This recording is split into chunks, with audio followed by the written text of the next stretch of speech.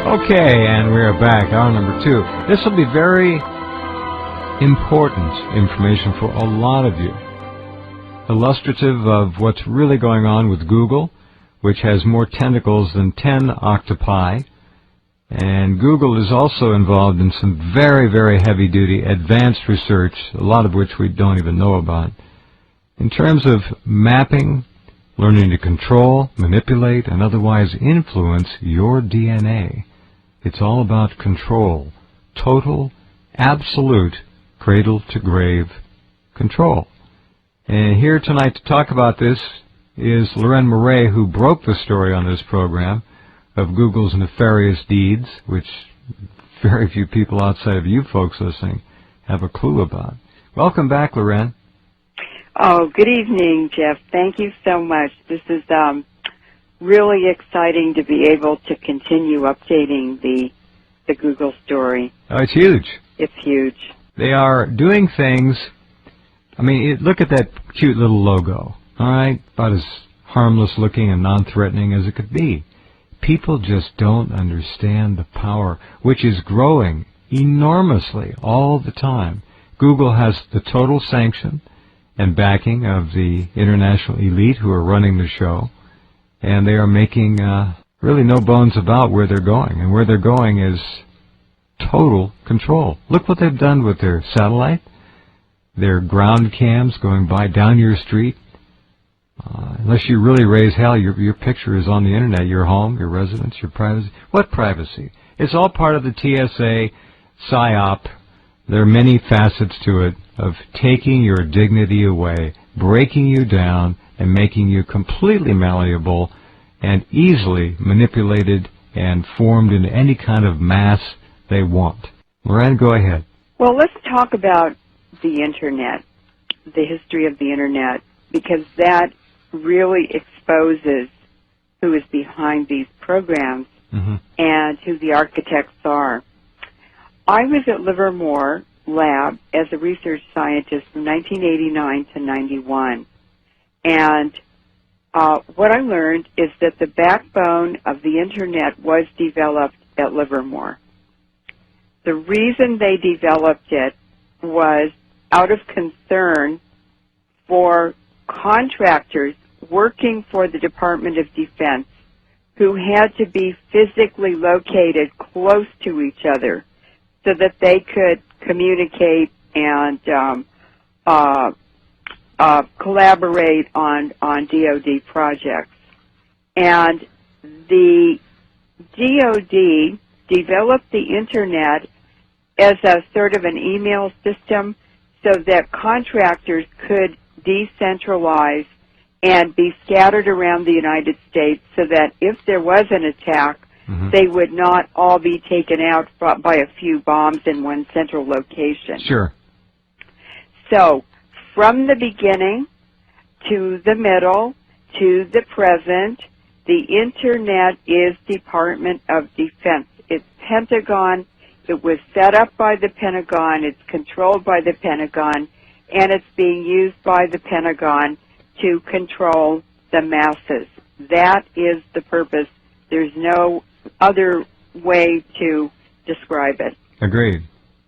So, then, once they got the Internet set up, they gave it to us to use like a new Maserati, and everybody had lots of fun for 20 years on the Internet. Well, totally addicting, of course. It's completely addicting, but what they're doing is distracting, again, the people, the public, the population from social connections, community connections.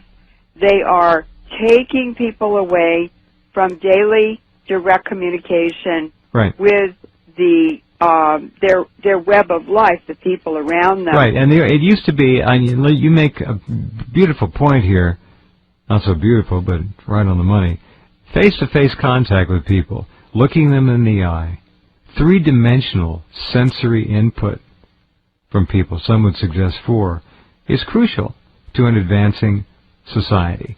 This society has been literally sidetracked into a cul-de-sac, and it's now chasing its tail in a virtual world of Nothingness.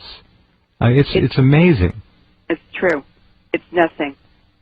It's what they do. What I've finally realized is that each time they give us something new and modern and wonderful that will improve our lives, what they're doing is actually taking away something that was vital to our humanity, to our spirituality, to our connectedness, and giving us something that is a piece of junk. And I've come to the conclusion, although I've used the Internet in just to have a tremendous advantage in being able to do research that Sure. it wouldn't be possible to do in a library. That's the bait. It's a drug you cannot deny. Yep. I mean, it's totally It's addictive. heroin through Sure. the DSL line. Yep, there you go. That's it. So what they've done is to set up the Internet, get us addicted to it, and then they started developing the programs, the applications.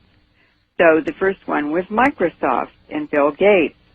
And Microsoft was set up so that there would be one global operating system that the U.S. government had a backdoor into for all computers everywhere in the world. Right. Then they set up Google as a search engine, and let's just look at the background of the two guys who supposedly set it up. Larry Page and Sergey Brin. That's right.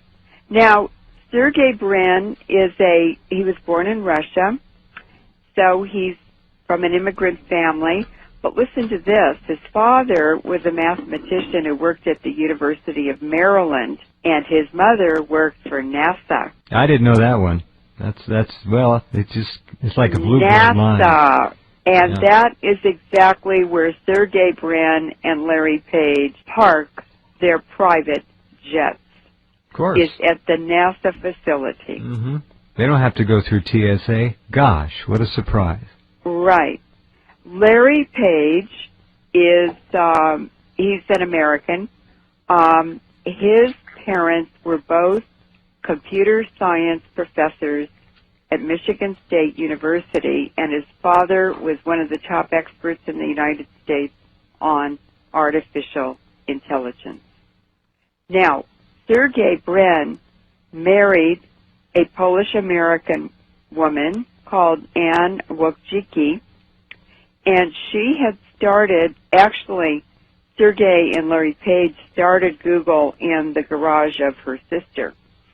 And Anne had started a company, a startup company before she married Sergey Brin called 23andMe. Mm-hmm. Now, we have 23 chromosomes on our DNA, and that company was set up so that Anne could voluntarily connect DNA from people through the Internet who would pay her $1,000 to assess their DNA and then advise them on good marital matches for them Perfect scam.